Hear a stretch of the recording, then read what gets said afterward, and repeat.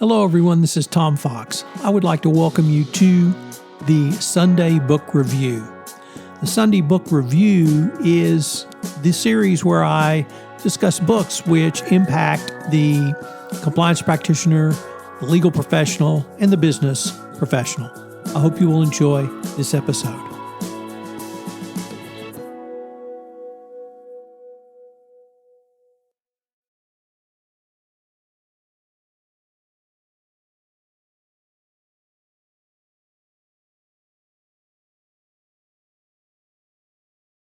The Sunday Book Review for October 24, 2021, the Horror in October edition.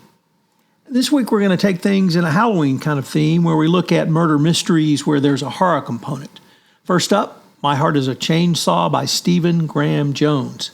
Teenage delinquent Jay Daniels has a fixation on final girls, and she's sure that the housing development across the lake is a catalyst for a coming nightmare. One only her beautiful new classmate has a chance to survive. But her town hates her, her Indian father mistreats her, and her white mother has abandoned her. She's ready for a slasher to unleash chaos. But it'll take some time for her to realize she's the one to stop it. The author has written the ultimate summer horror thriller in My Heart is a Chainsaw. Next up, Summer Suns by Lee Mandelo. What is a perfectly described, sweltering, queer Southern Gothic? Andrew heads to Nashville to search for the answers after Eddie, his adopted brother and wealthy benefactor, is found dead of a suspected suicide.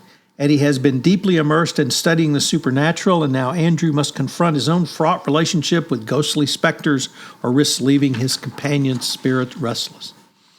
Next up, Reprieve by James Hans Mattson.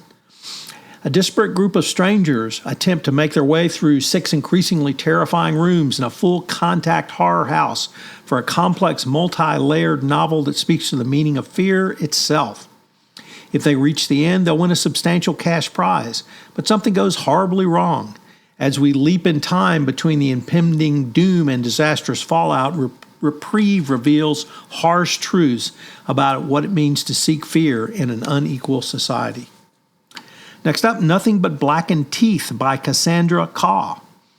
Cassandra Khaw's latest book is a haunted house mystery steeped in Japanese folklore. When a group of friends staying in a Heian-era mansion for a destination wedding awaken the bones buried beneath its foundations, a murderous ghost bride takes her revenge.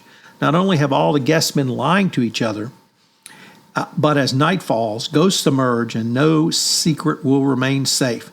Perhaps no guest will be left alive. Next up, The Death of Jane Lawrence by Caitlan Starlin, a Gothic alternative history of an England that lost the Crimean War. The book follows its titular heroine, a young woman with a few prospects, as she forms an alliance with a doctor in possession of great talent and even greater secrets. Their arrangement is to be practical. Jane will sleep in the surgery and her husband at his ancestral home. Yet love soon grows, and with it suspicion of the doctor's secret and worrying for his declining health. And our concluding book, Josh Malerman, Pearl. Pearl is an uber-creepy tale that begins with a brutal killing of a pig, sending shockwaves through a small farming community. Pearl is a pig and is very, very angry. So Pearl takes the lead in finding out who killed the fellow pigs.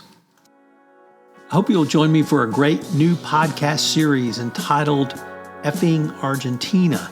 In this podcast series, myself and Greg Greenberg, the author of Effing Argentina, explore the current American psyche of being overworked, overleveraged, overtired, and overwhelmed. If you are exasperated with current American life, this is the podcast for you. In this month's The Compliance Life, I'm joined by John Milliken, currently a managing director at Exeter and former CCO at American Express Travel. What is design thinking for compliance professionals? How can you use design thinking in compliance? This is a new podcast series I'll be premiering in October, co-hosted with Karsten Tams, where we take a look at cutting-edge social engineering strategies you can use in your compliance program. Finally, I invite you to check out my latest podcast addition to the Compliance Podcast Network, the ESG Report. In this podcast, I focus on the role of compliance in ESG going forward. I know you will enjoy it and, more importantly, find it useful. Thanks for listening. This podcast is a part of the C-Suite Radio Network. For more top business podcasts, visit c-suiteradio.com.